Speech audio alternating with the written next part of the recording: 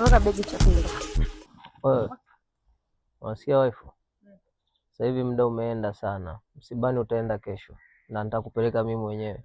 Dereva, rudisha hilo begi ndani. Mimi tayari nishajiandaa na driver tayari mwenyewe shajiandaa. Tunataka tuondoke sasa hivi.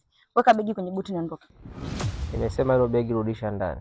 Wewe, unanisikiza mimi bosi wako ambaye nakulipa na unaendesha au unamsikiza huyu? Naomba tia begi. Wewe dereva, kama unakojoa umesimama liweke. Uelewe nini, weka begi kwenye begi na kwenye buti mimi niondoke. Wewe dereva, hapa nilipo nimevurugwa. Nitakupiga bastola ya kila rangi. Sasa jichanganye.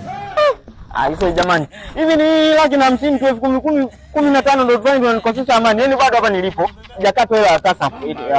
Sijakata hela ya bima. Bado sijakata hela ya mkopo wa chuo. Hapa jamani mimi nachoka haya mambo mlikuwa mmeongelea ndani, mnakuja huku mnaongelea nje. Haya sasa mimi sasa hivi mnavyoniambia mara weka rudisha nje. Weka rudisha nje.